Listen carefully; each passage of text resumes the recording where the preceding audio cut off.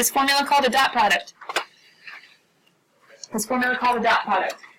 And just in case, because we're going to use them a lot today, just in case you didn't get to follow the example that we did, we'll come back to this guy in a workspace. It'll be a great workspace practice problem. But this guy up here, the basic idea of a dot product. If we need to multiply two vectors, we have to memorize the formula.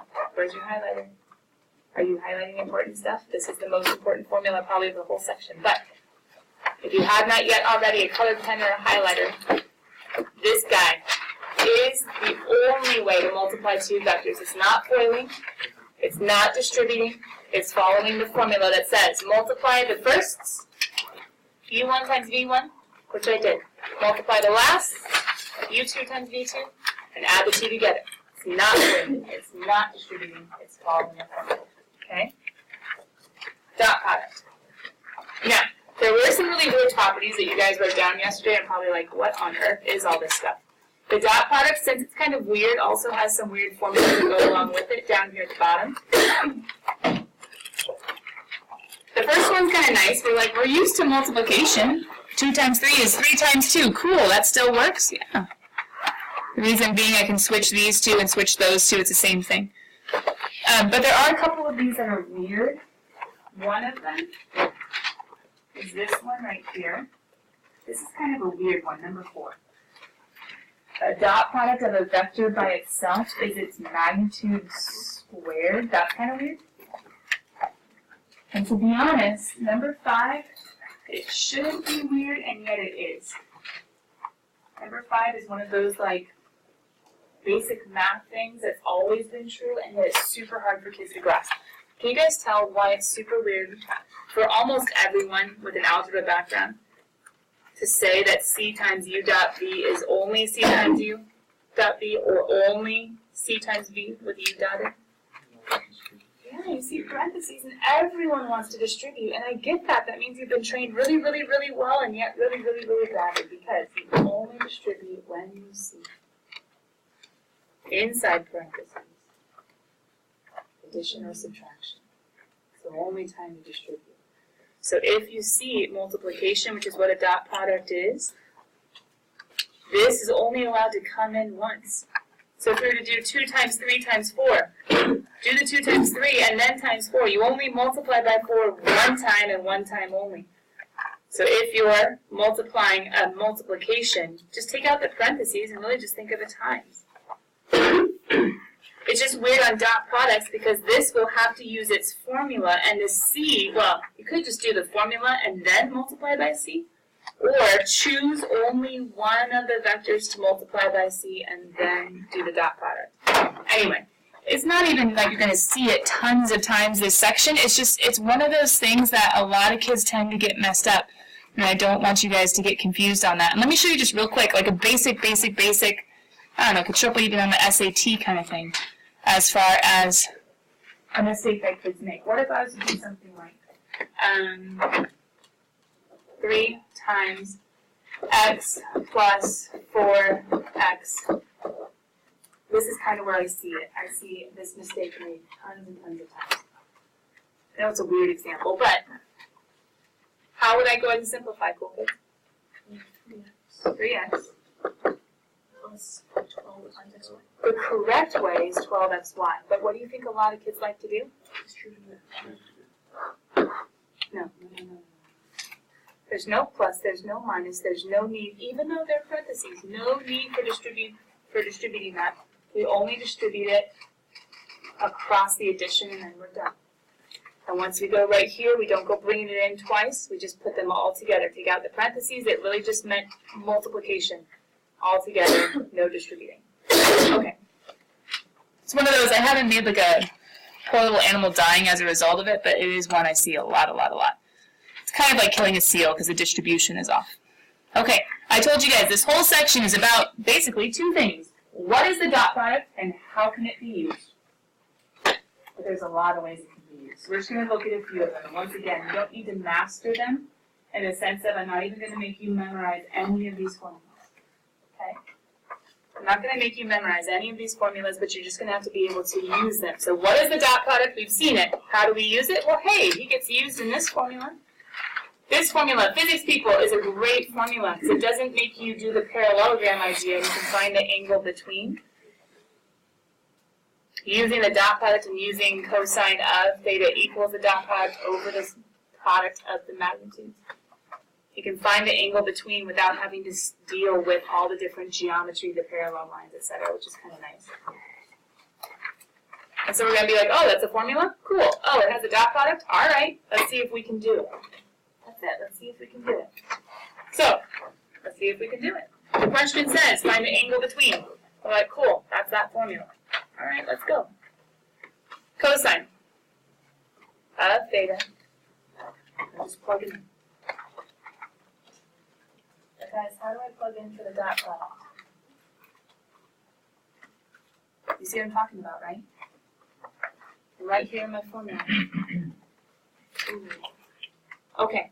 If we need the dot product, maybe we need to do a little bit of work. Some of you guys could do all the work all at once, all in this formula. Kind of like I do when I don't plug stuff into my calculator and I do it all at the very end. You guys have the formula written down. I kind of just memorized it, so let's go ahead and use it. I need the dot product. All right, pause. Let's find the dot product. What is U dot V? Good. Now, put some flesh to that in the sense that let's actually work it out and make it real to this problem. What's U1 and V1 in this problem? Yeah. 3 times 4. And then what's U2, V2 in this problem? Some of you, once you get the hang of this formula, it'll go so fast because it's really just 12 plus 2. Ah! 12 plus 0. Got it. What's my dot product? 12. Once again, we didn't make up stuff, we didn't FOIL stuff, we used the dot product formula that you're supposed to highlight at the very beginning of these notes. U1, V1 plus U2, V2. Multiply the first, multiply the last, and add them together. Now, hold on, look at your formula. What do we need in the denominator? You're reminding me and making sure I don't make any mistakes. Yeah, and what are the double lines? What are the magnitude? Good, good, good. I need the magnitude of U. Hey, we're practicing all the stuff from 6-3. How do you find magnitude? Given components. Square root of A squared? Well, isn't that 9 and then 4? Is that okay? So 3 squared plus 2 squared is 9 plus 4. The magnitude of U is root 13. If the dot confuses you because of the whole dot product, you can just put parentheses, that's okay. But I also need magnitude of V, so square root of, keep going. Plus A squared plus B squared of the V guy. So it's really just going to be 1. You guys see anything that we can do? These are out of the square root, so we can reduce. What was the objective? We're supposed to find... Oh, he's right there. How do I get rid of that guy? Cosine inverse. Look, you're learning stuff this year. To get rid of cosine, cosine inverse, right? Cosine inverse both sides, not divide by cos, whatever that would be. So theta is equal to cosine inverse of 3 over... We don't even have to rationalize it. We're just plugging it into our calculator. Why make it look pretty? Plug and chug. I guess they could be asking for radians. They're probably asking for degrees. That's what we're going to do. So someone in degree mode, what'd you get when you did cosine inverse? Second. Cosine inverse for that. Point? 690? Yeah. Cool. Can I use it? Oh, good. The directions say find V. So the weird thing is the formula is written cosine of theta equals. So you think, or I would think, that we just end there, right? But the problem is I needed to go one step further than the formula. And so how this formula works is to finish it, to get to theta alone, we have to undo cosine, which we do by taking the inverse of both sides. That's the only way to get rid of cosine. Does that make sense? Yeah. So that's going to be, you might want to make yourself a little note at the top. That's not a bad idea. The point of this formula is finding theta. So we're technically going to have to do cosine inverse of both sides. And that's something, learning how the formula works and trying to get the foundation of our math skills good enough that if you were ever in a physics class sitting down and like, oh, hey, use this formula. You're like, how do you, no. You want to know to take cosine inverse of both sides and not have to use it and embarrass yourself in the college class. So cosine inverse of both sides, we're learning that now to get to theta. Does that make sense? Cool.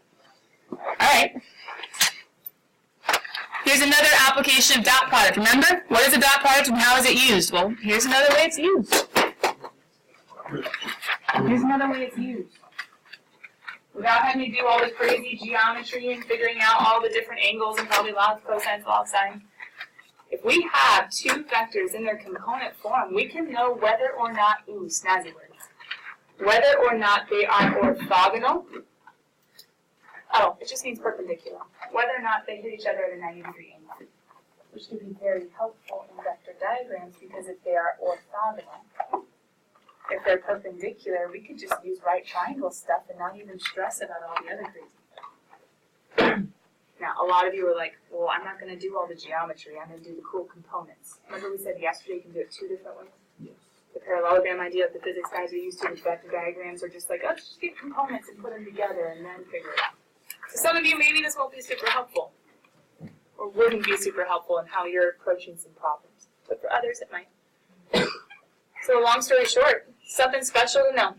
If the dot product is ever 0, it's possible, and it means the two hit each other at a 90-degree. And so down here in these directions, if it gives us two vectors and says, hey, figure out whether or not they are orthogonal. Now, first of all, you had to have last section just to even be able to read these guys. Who are these guys? I's and J's? Someone in Geometry Algebra 2 would have no clue. But what do you guys know? Who are these guys? Yeah, I and J are horizontal vertical vectors representing an overall vector. Now let's start with him because he's easier. What would his components be? Yeah, -2 and 2. Which means, technically, if I was to graph this guy, I could graph -2, +2, and he's this vector from the origin, that vector right there. You can use that notation right there for a force, for a speed, for a distance. Okay, so there's his components. What's this guy's components, though? He's weird. 1, 0. Yeah. Do you see why? There's one I and how many J's? Yeah. So he's going, if you want to think about it, this guy's going due east. He's going straight east. He's going due east, and this guy's going what? Northwest? The picture kind of tells us everything. Are these two orthogonal? There's no way. Like, this guy would have to be going north or south to be orthogonal. Okay, but how can we prove it's not orthogonal? Look at the picture. That's a bad way of ever proving. You guys learned that in geometry, right? Don't trust the picture. So, we need to take the dot product. Have you guys learned that dot product yet?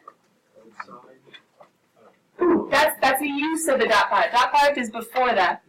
Equals U1 V1 plus U2 V2, which means 1 times -2, right? First times first plus second times second. First times first plus second times second. U1 V1, U2 V2. Add the two together. Long story short, I get -2 plus 0, which is not 0. Nope, they're not orthogonal. They hit at an angle, but not a good one. Not a 90-degree. And for those of you that want to think about that cosine formula, you're not totally off to think that you could use it, because this whole formula is for an angle between, right? The next page just says, hey, anytime the dot product is 0, cosine equals 0, it happens at 90 or 270, either way perpendicular. So it's just kind of a special case that relates to this cosine angle formula. Okay, orthogonal. When's it going to happen? If the dot product is 0. When's it not going to happen? When it's not 0. And what's orthogonal mean? Perpendicular. Can I give you one more word that shows up sometimes in physics or applied maths for perpendicular?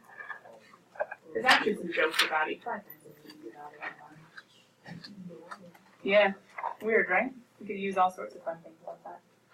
But anyway, Normal. I know it's weird, but the word normal can also mean perpendicular in certain applications. It can mean a lot more, but the word normal can also mean perpendicular. Okay, there's really just 2 more pages, and you guys are like, I'm so thankful she's not making us memorize these formulas, right? But, remember I said dot product, even though he's kind of weird, he's not even a vector. Multiply 2 vectors and all of a sudden it's a scalar, that's weird. He's used in so many ways, and so here's another way.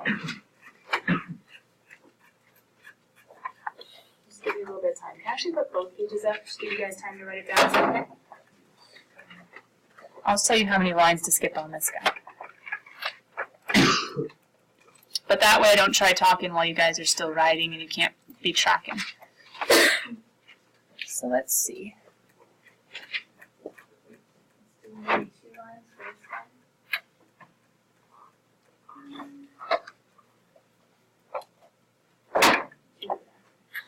Weird thing is, I tried to turn the air up so that you guys wouldn't be freezing, but is anybody else warm? Yeah. Kind of like went the wind.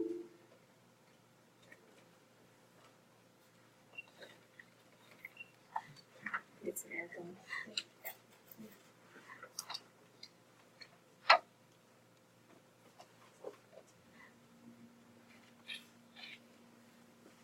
You turn off the front light too, you can probably see the pictures a little bit better that way, huh?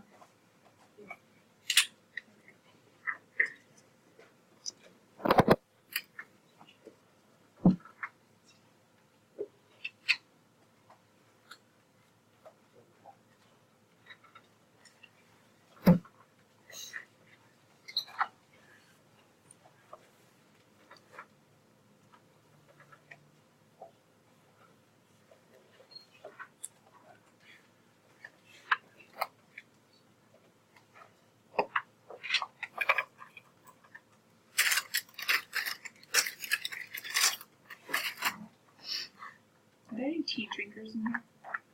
Oh, I do. I had this one this morning called blueberry muffin. It's very interesting. I'm not sure it tastes like a blueberry muffin.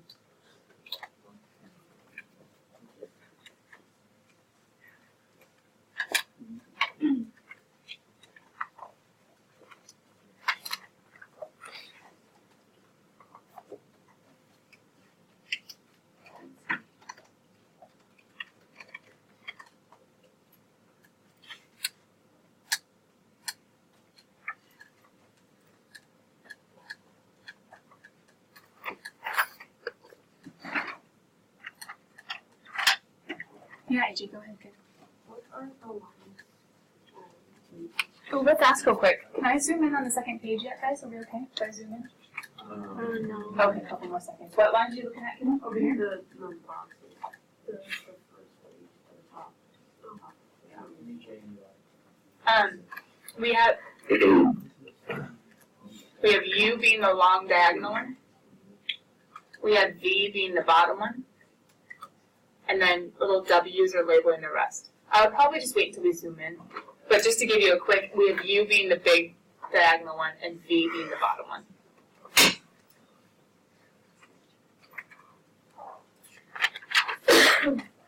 And then if you're labeling right now, the W1 is on the bottom, is the horizontal, and the W2 is the vertical. That's what's going on there.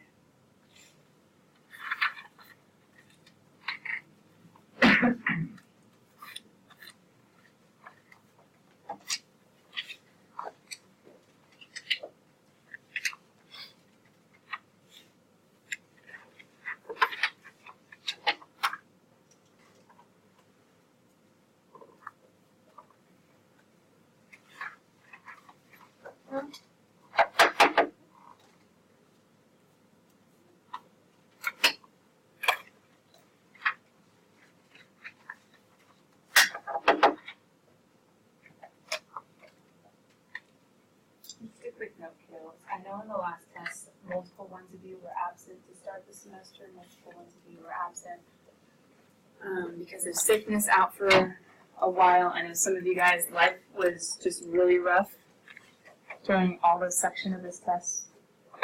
So please don't hear from me that every single person in this room totally failed in all their attempts of. That's not what I was trying to say. What I was trying to say is consider yourself, well, that's a biblical thing, consider yourself in your own grade, and whether or not it could have been better. If it could have been better, what would have helped? Would it have helped to have done homework a little bit more, little by little, and not all at the end? Would it have helped to have studied the formulas a little more diligently early? Would it have helped to highlight your notes along the way and be studying them? Would it have helped to come ask questions? Met with your tutor an extra time or two? And so we'd be like, well, it would have helped not to get sick. I know. I'm sorry. I'm just trying to think of how to improve, okay? Remember, very beginning of the year, what are our weaknesses? Be real, and let's try to tackle them. Can I zoom on the second page? Yeah. Okay. He has some funny things, so I just want to be able to let you guys see him.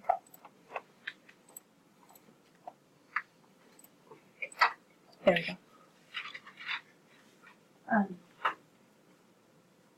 As you guys are writing,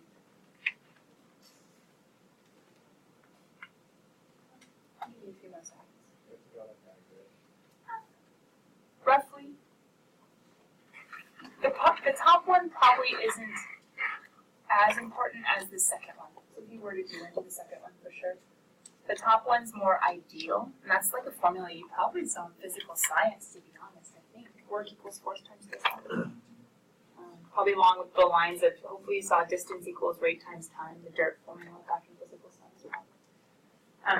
This is like the super, super basic work formula. This is what we needed, technically, to get all the way to Precalc to be able to do, in some ways. Maybe Algebra 2 could have gotten there, but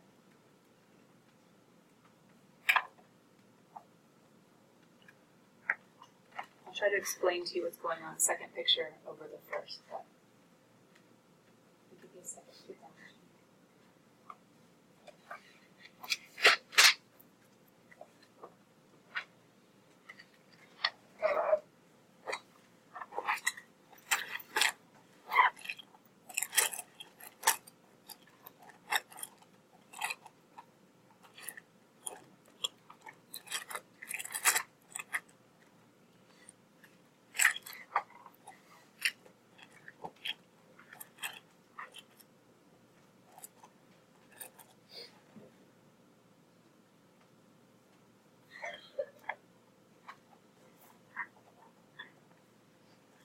As you guys are writing, maybe you're thinking about the word projection.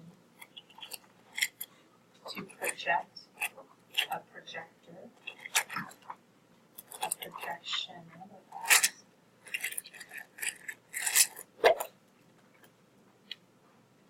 A projector, projection. Some of you guys can't think and talk at the same time. I totally get it. Can't think and talk. Well, that happens too. That's dangerous though. That's kind of how I am. Can't think and write. Can't write and talk at the same time. Whatever I'm trying to say. Multitasking is a struggle. There you go. But for those of you that can, write and talk at the same time. If I say the word projection, what does that make you think of? Projecting, projector. What do you think is going on?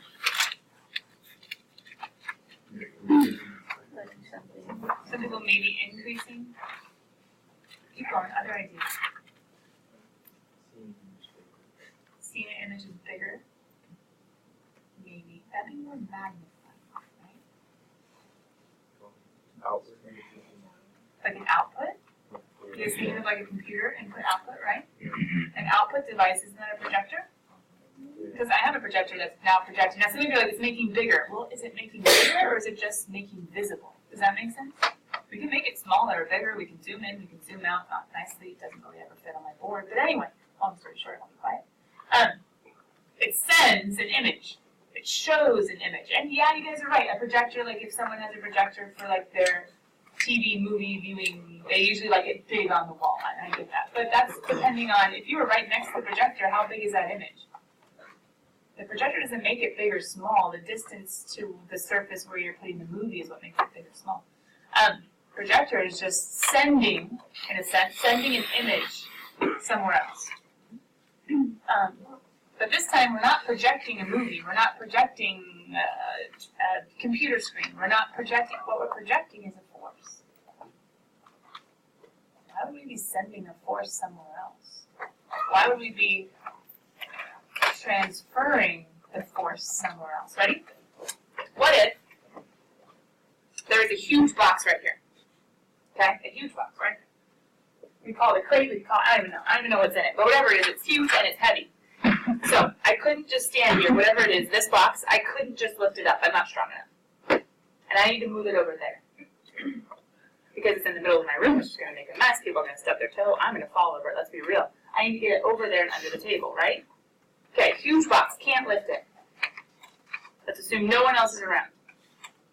Otherwise, I just have like my minions, my slaves do it, right? But how could I tackle moving the box over there if I cannot lift it? Okay, so one way is pushing it.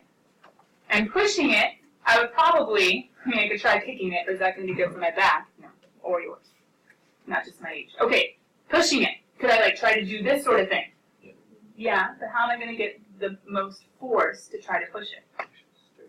Get down low and get my force all in line of where I need it to go. Have you guys ever done that before?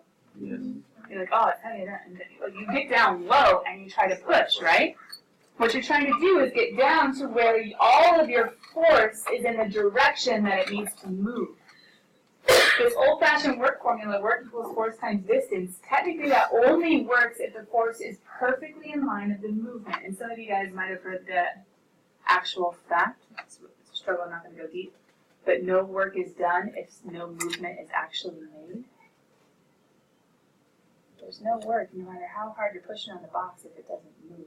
Now you're like, wait a minute, I'm working. Okay, your definition of work, but the scientific definition of work only happens when there's distance that's being covered. Anyway, that's super depressing in some ways. But anyway, come back. I want it to move. One way is to get down low and push it in line.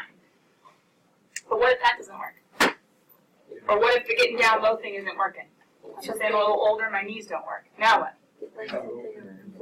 Get something around it and pull it. Now, it would be very practical for me to get down on the ground and like try to pull perfectly in line of where I want it to go.